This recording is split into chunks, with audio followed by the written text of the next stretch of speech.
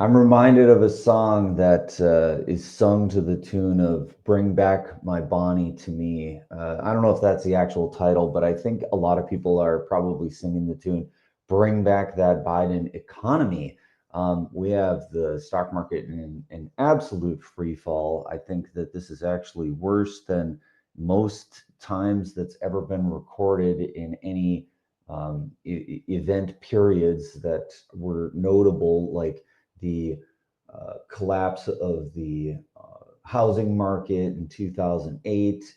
There's been all kinds of metrics that have been noted, and there's been this frequent line repeated, which is the economy is not the stock market. I think for a lot of baby boomers who are very ready for retirement, that seeing red like this is not what they wanted at all, because they wanted to retire, they wanted to live off their 401ks, and this is going to make it very difficult because they're seeing the wealth that had been ballooning into their retirement accounts is now evaporating. Probably the only person who really saw this coming was what, Warren Buffett. He notoriously got into cash, I think like 9 or 12 months ago, and everybody was kind of like questioning why he was doing that. Now he's looking like a genius. So what is it? Berkshire Hathaway and maybe GameStop, who are sitting on their treasure troves of cash. Anybody else sitting in cash or that bought puts at the top did well. Everybody else is getting killed. Lucas, you're going to invert this and you're going to say that this is not an indication of the health of the U.S. economy, or like, what's your take on this? Well, I look forward to a future in which we look to something broader than the stock market for the expectations as to the health of the company, and also look away from uh, the stock market or the notion that everyone can become a capitalist for creating equality and fairness in our society.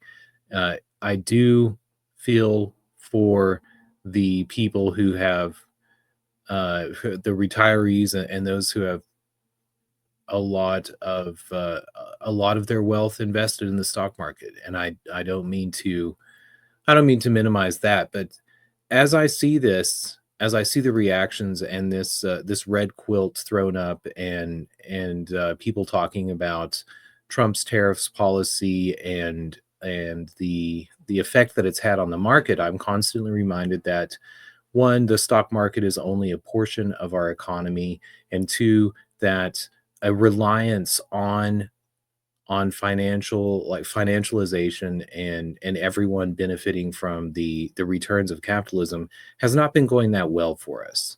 Well, but I mean, most of us have had our hand forced into that. Like, we're working at companies.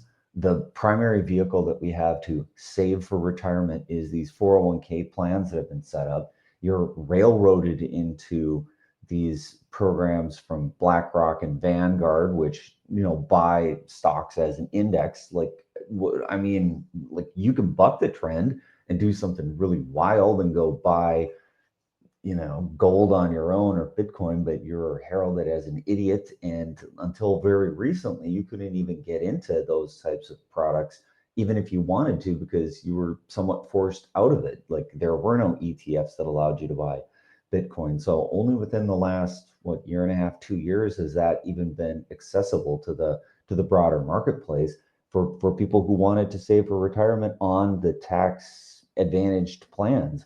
So, I mean, we kind of all got forced marched into the stock market in some sense, unless you completely noped out of it, or like put money into your 401k and just sat in cash, which probably would have even been a worse move. So, I don't know. I guess we're all forced marched into the stock market in some sense.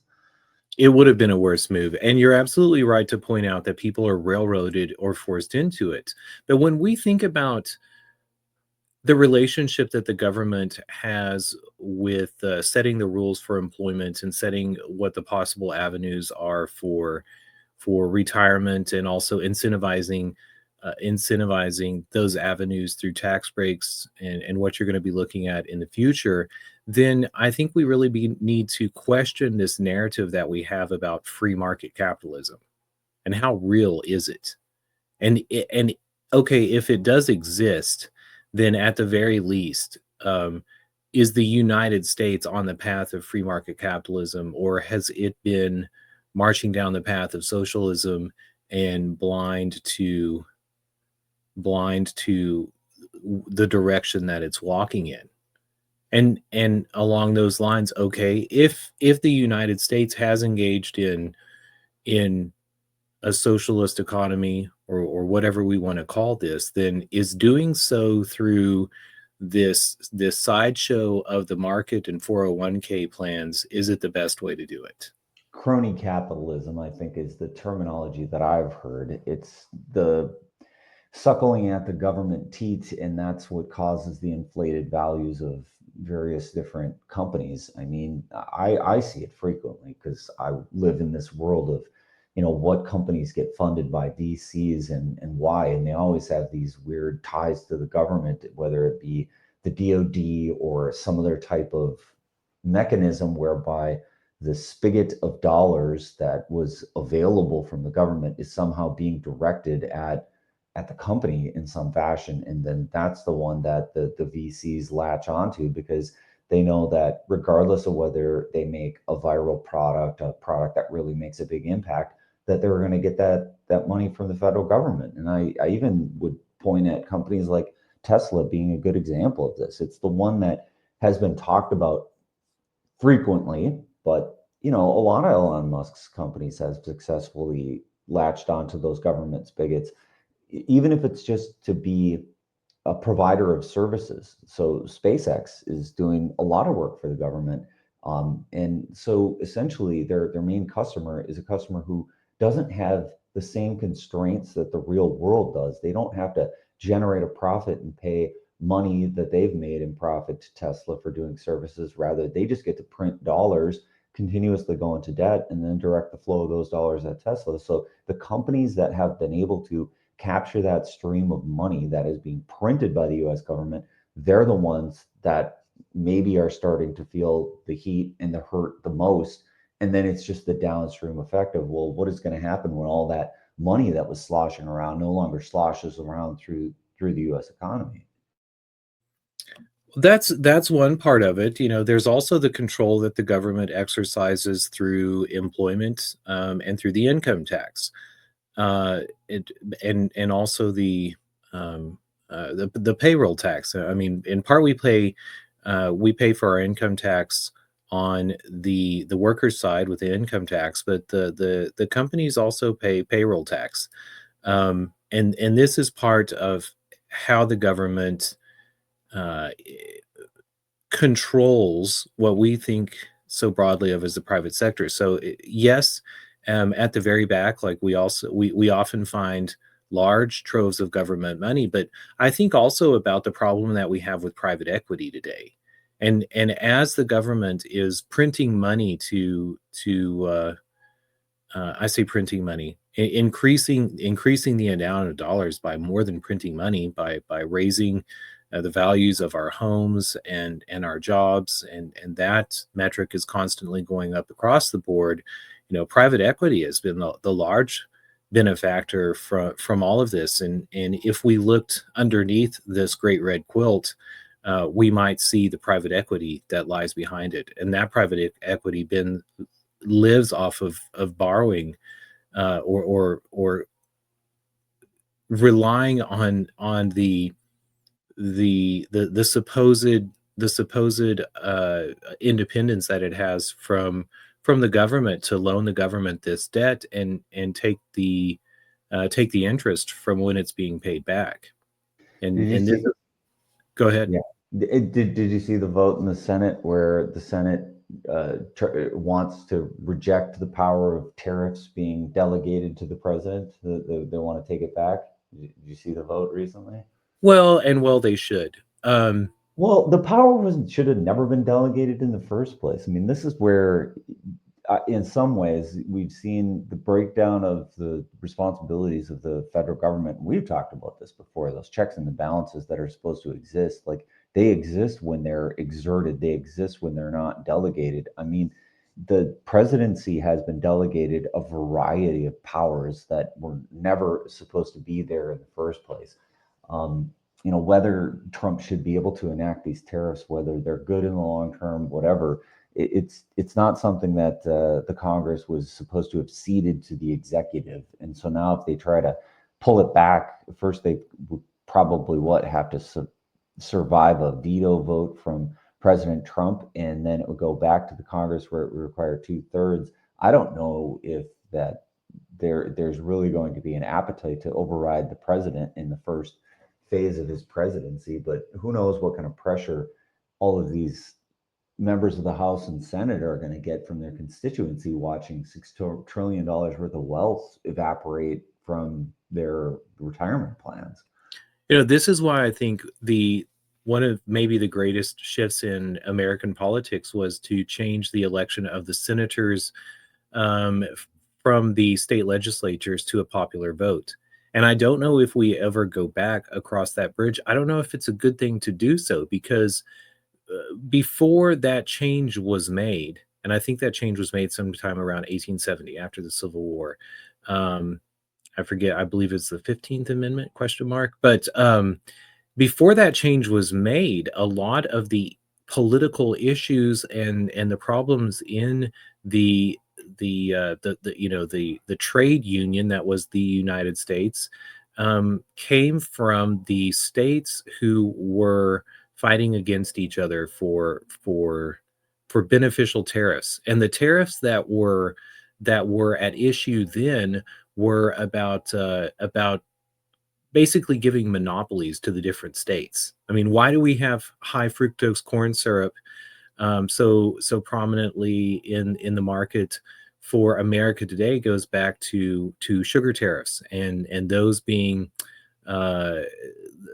something that was a corrupt bargain and a monopoly that was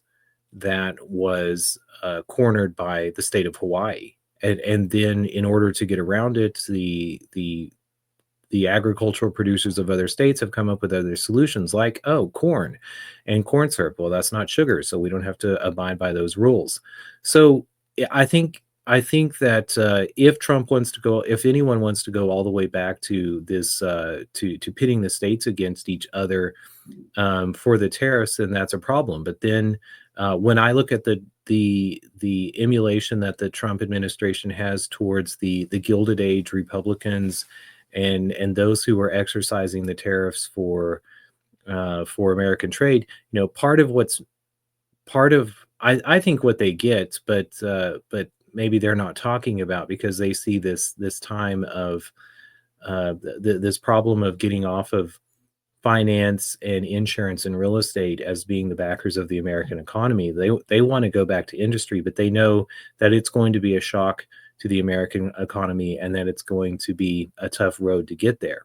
But relying on the fires economy has not has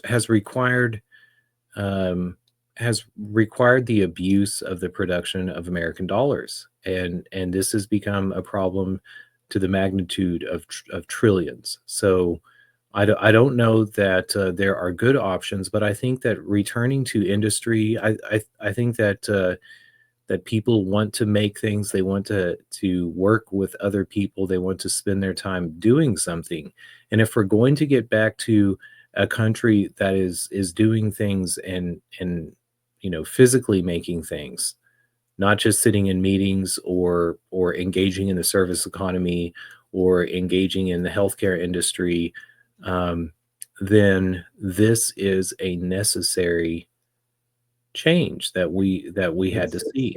It's not going to be humans doing it, though. It's going to be robots. If this happens, it's all going to be about whether we can dig the right amount of stuff out of the ground and whether we can produce a fleet of autonomous manufacturing robots. Because it's just not how things get made anymore. If the U.S. is going to compete, then it has to compete on the level of automation that other countries who are doing similarly and producing goods at the same price.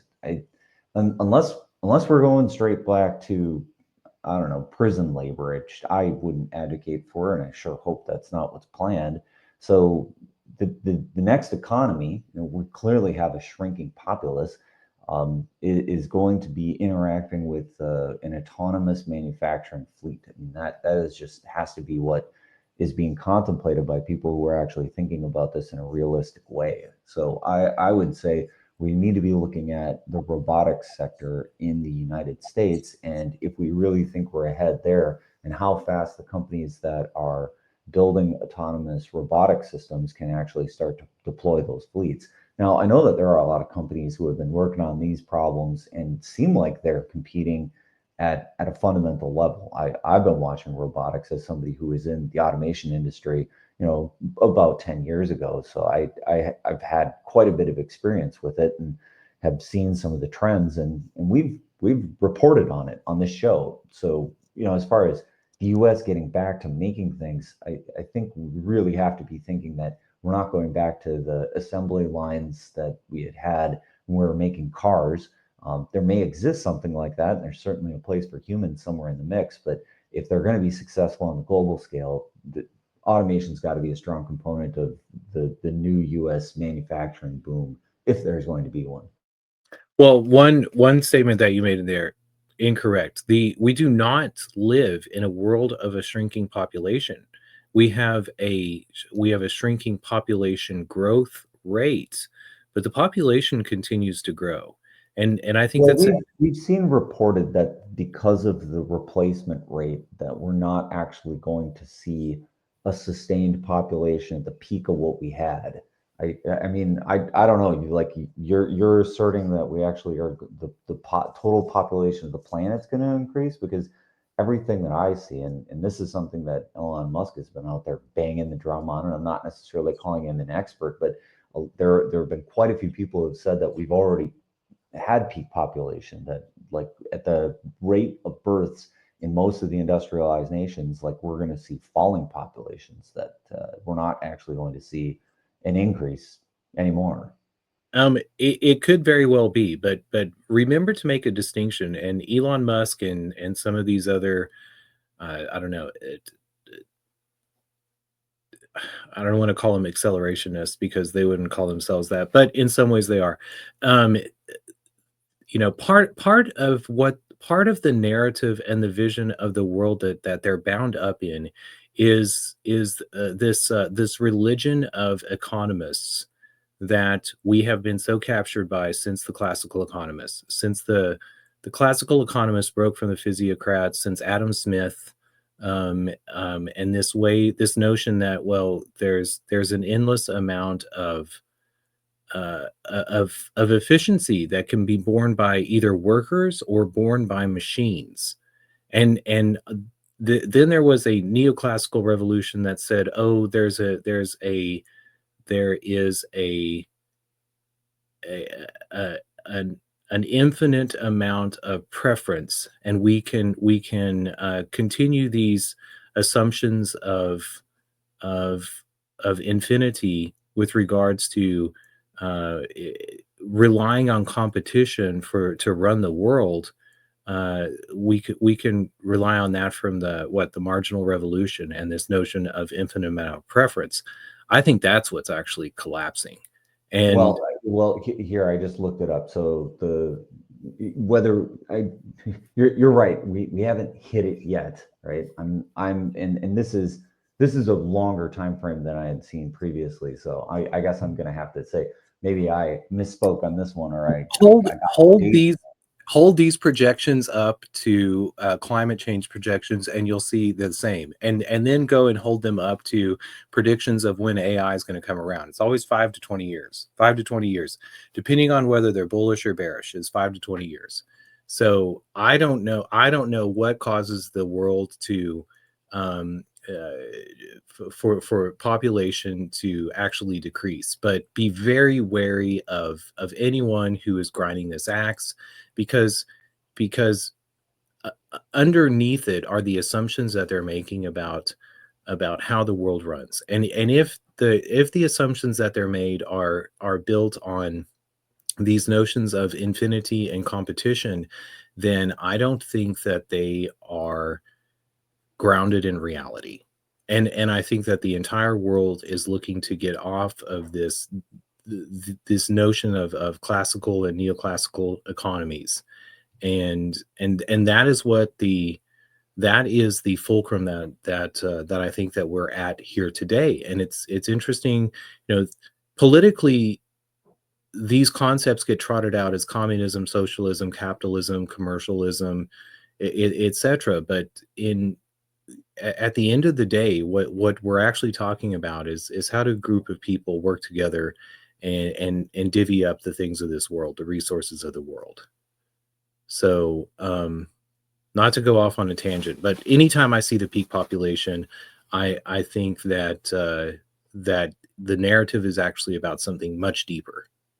So if we were just thinking about this line, if we were looking for domestic production, these things take time to produce usually, unless we're just going to stop programs which have been stifling domestic production. I know that the drill baby drill part was one of the narratives that Trump had for how he was planning to cause a boom in the US economy as far as having domestic production of energy. Has any of that happened yet, or are we still waiting to see stuff? Have you heard anything come up that domestic production of energy has been spurned in these first 100 days of the Trump presidency, or if we're near that? Well, so we've definitely seen the Trump administration talking about selling off all the public lands. I would imagine that they've tried, but I'm not sure of the details in the tit for tat and the pull back and forth and the use of executive orders to limit the leasing of oil and gas on public lands. So I'm not sure what's going on there. I would say this is probably part of Trump's move on both Canada, Venezuela, and Greenland. Is a concern for this. And if we do move industry, also before we move away from the discussion about automation and robotics, I think also part of the tension here is an understanding. When I say that people want to work and want to create things, in part there is a nuance there that they want to do so if looking on the other hand at boredom. If they're looking at the other hand on starvation and not having a place to live and are worried about those sort of more base elements of life, then going to work has a much different spin. But you take people who have those basic necessities taken care of, then what they do with their time becomes a very different conversation. So politically, we need to be moving from the tension between are you working for room and board, or are you working to have a fulfilling life, and setting up that narrative will be a politically successful one. If it's if it's spam in every pot, then somebody's going to be voted out of office. Sorry, I pivoted from the question. What question did you ask me there? On domestic energy production, and whether we're seeing any evidences that the Trump administration has actually made good on some of those promises, that this is what they wanted to do in the early phase of the presidency, was to start to remove some of those barriers to domestic energy production that should be part of spurring the U.S. economy. Yeah, well, I think part of that narrative is going to be the sale of federal lands. This is also where, again, I think it's so important to break away from this notion that the federal government owns or controls those lands, and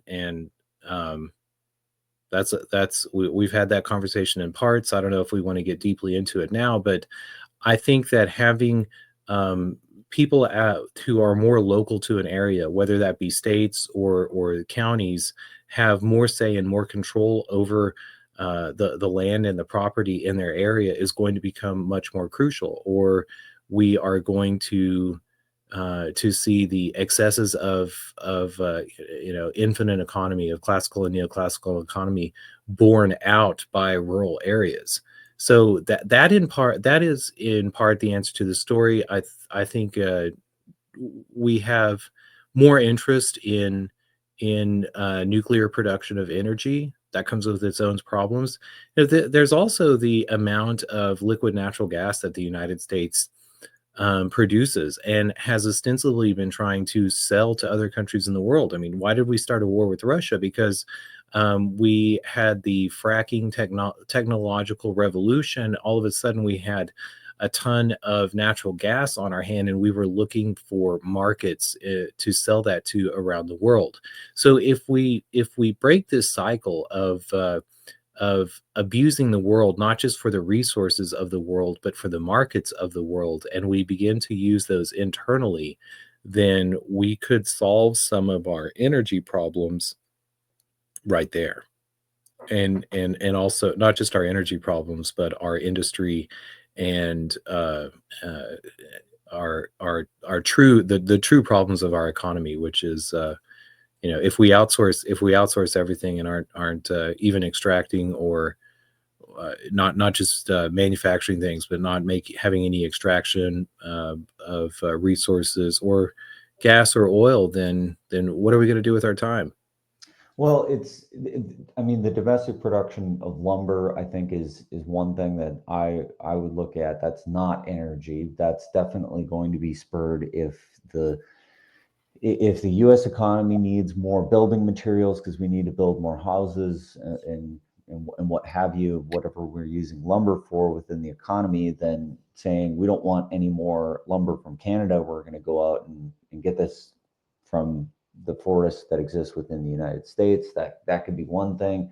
But as far as domestic energy production, I think in that whole bevy of executive orders that got signed, I'm sure there's a few things in there, but I was just asking if you'd seen any evidences in any of the stuff that you see sloshing around the internet of whatever's happening, if some of those things have started to already take effect, or if we're still waiting for some of those things to actually happen and that will come later.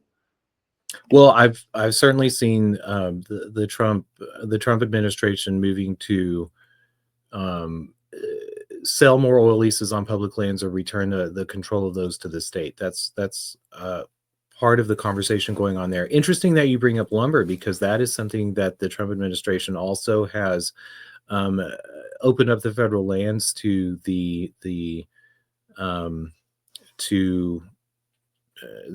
cutting down more trees, and he's getting a lot of pushback from the left, from eco-sensitive, whatever, I don't know what to call them, from people who are against expanding timber production. But to me, those ideas are not mutually exclusive. Like when I look at our national forests and I see a lot of dead trees and the problems that we're having with forest fires and fires in general, then we need to be using the American workforce to not just section off large parts of the earth and call that wilderness and pretend that we aren't creatures of the world. That we need to begin to manage those, and it blows my mind that we have abandoned timber production and management of the forests for so long.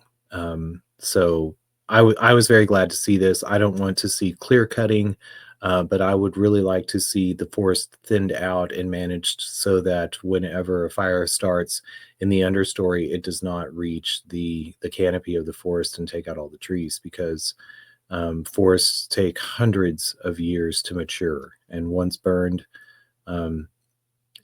especially in a world of climate change, they can lose their resiliency to changes in weather or droughts, and we could wind up with mountains without trees, which to me is very hot.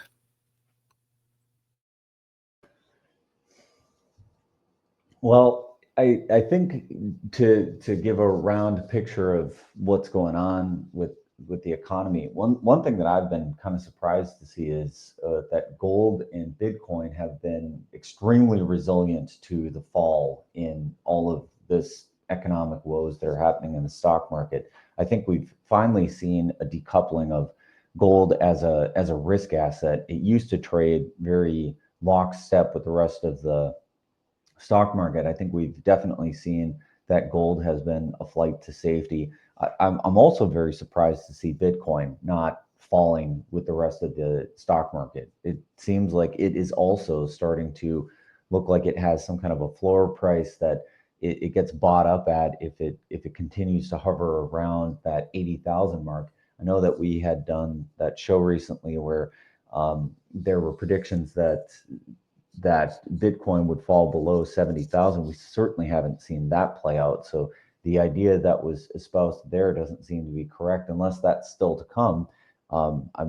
If I recall correctly from that theory that we were looking at, we should have already seen it, but perhaps the timelines weren't exact, and it's still likely to happen. But we're seeing Bitcoin being pretty resilient to all of this fall. So as far as what assets are the clear winners here, I think gold and Bitcoin are certainly ones that are near the top of the list, with everything finding double-digit drops in their prices, with all these major U.S.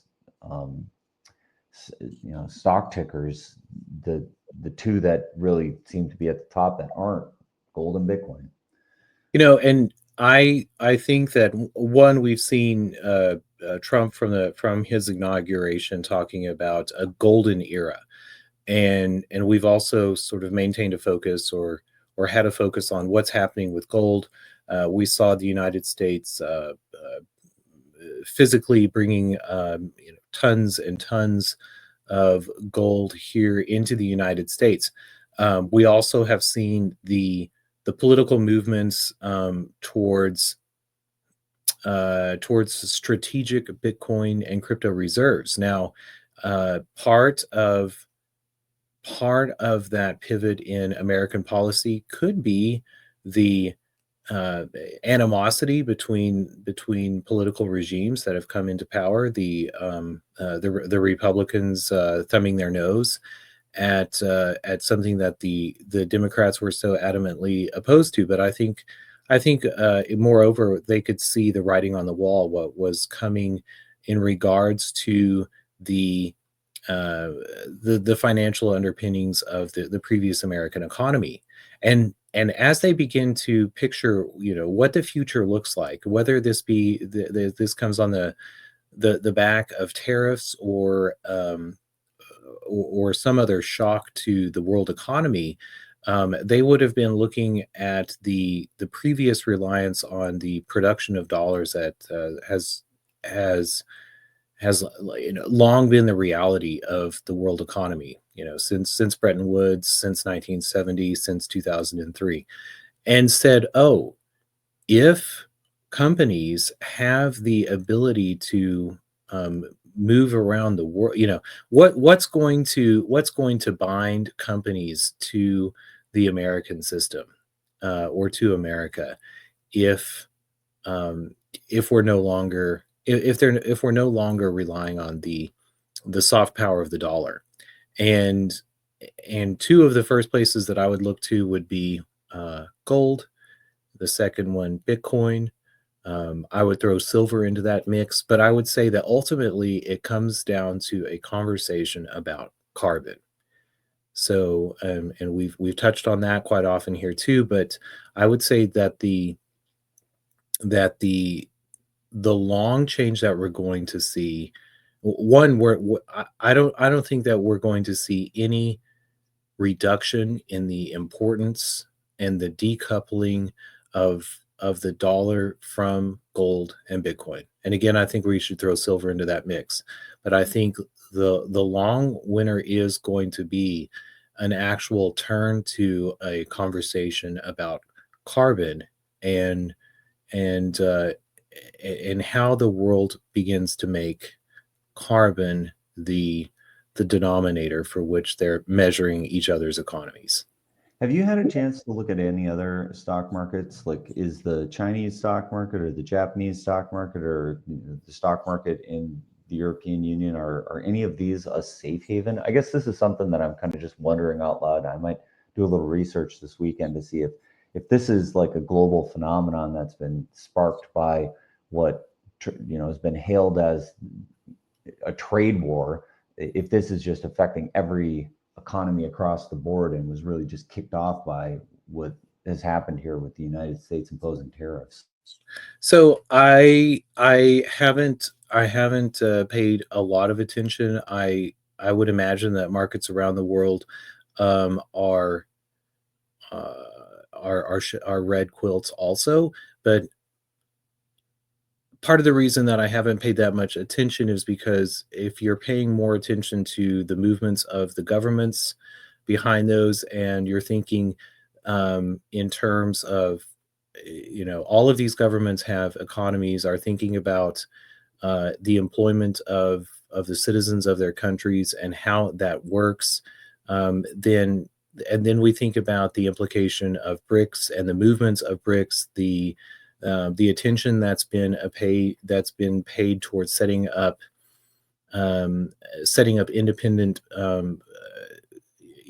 payment infrastructures to get away from reliance on the dollar denominated structure, um, and also to begin to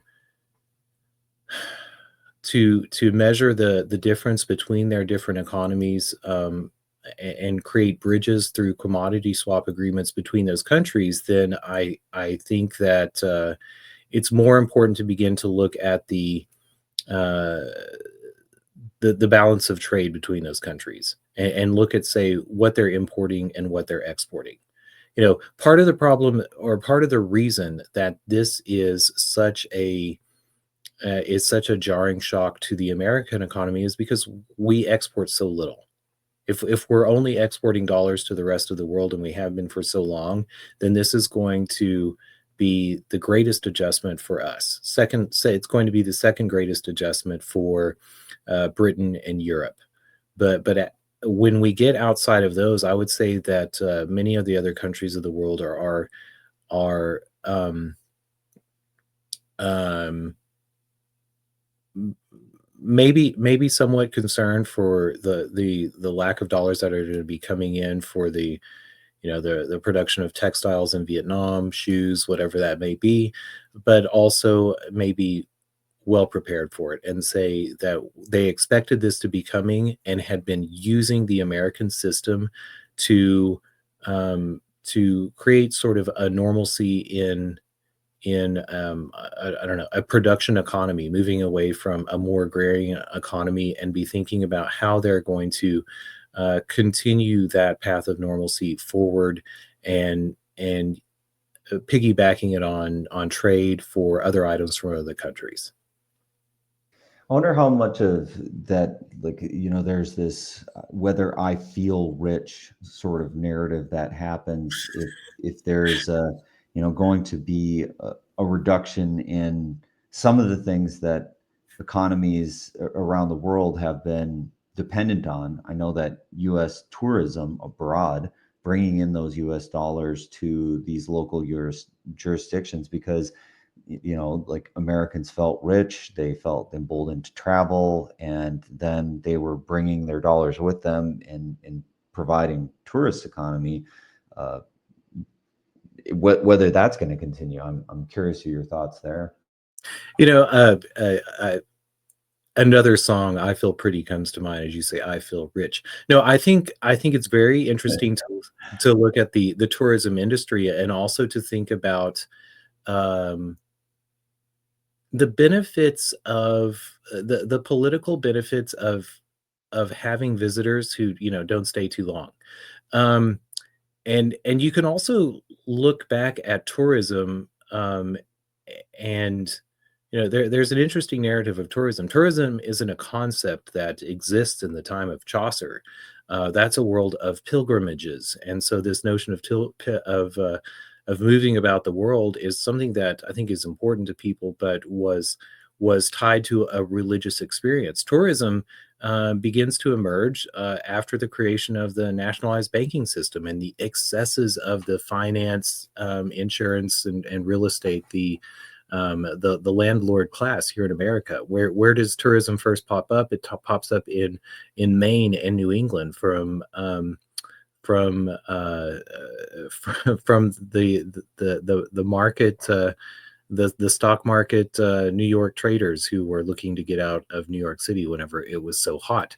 So I think that tourism will be a maybe have a greater a greater sector or focus from all the countries of the world, because you can use that as a you know you can only sell the rocks and the minerals out of a mountain once, and at the end of the day, if you mountain the entire mountain, there's nothing there.